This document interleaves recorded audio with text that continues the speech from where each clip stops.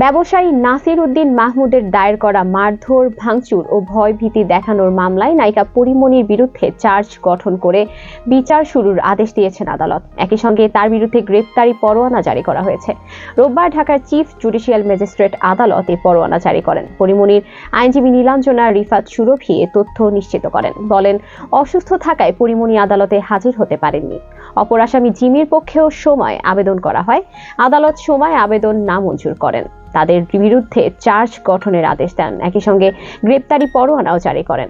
গত বছর মামলার তদন্ত কর্মকর্তা পিবিআই ঢাকা জেলার ওসি মনির হোসেন ঢাকার চিফ জুডিশিয়াল ম্যাজিস্ট্রেট আদালতে পরীমনি ও তার costume designer Junaid Baghdadi Jimmy ওরফে জিমের বিরুদ্ধে মারধর ও ভয়ভীতি দেখানোর অভিযোগের সত্যতা পেয়েছে মর্মে প্রতিবেদন দাখিল করেন। তবে আরেক আসামি ফাতেমা তুজ জান্নাত বনির বিরুদ্ধে অভিযোগের সত্যতা পাওয়া যায়নি। পরবর্তী সময়ে 18 এপ্রিল ঢাকার জুডিশিয়াল ম্যাজিস্ট্রেট এম সাইফুল ইসলামের আদালত পিবিআই এর দেওয়া তদন্ত প্রতিবেদন গ্রহণ করেন আদালত। একই সঙ্গে পরীমনি ও তার costume designer Junaid Baghdadi Jimmy ওরফে জিমকে আদালতে হাজির হতে সমন জারি করেন। এরপর তারা 25 জুন ঢাকার সিনিয়র জুডিশিয়াল ম্যাজিস্ট্রেট আদালতে হাজির হয়ে জামিন পান।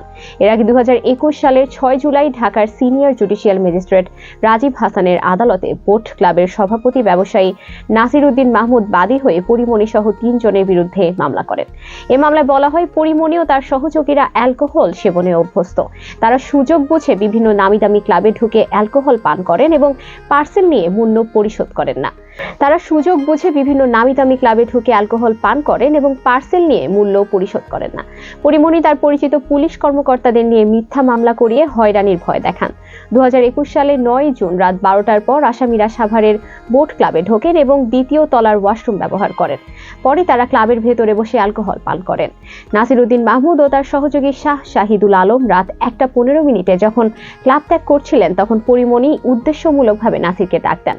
তাদের সঙ্গে কিছু সময় বসার অনুরোধ করেন। এক পর্যায়ে পরীমনি অশ্লীল অঙ্গভঙ্গির মাধ্যমে নাসিরকে আকৃষ্ট করার চেষ্টা করেন এবং একটি ব্লু লেবেল অ্যালকোহলের বোতল বিনামূল্যে পার্সেল দেওয়ার জন্য চাপ দেন। নাসির উদ্দিন এতে রাজি না হওয়ায় পরীমনি তাকে গালমন্দ করেন। নাসির এবং আসামিদের মধ্যে বাদানুবাদের এক পর্যায়ে পরীমনি তাদের দিকে একটি সার্ভিং গ্লাস ছুঁড়ে মারেন এবং হাতে থাকা মোবাইল ফোনও ছুঁড়ে মারেন।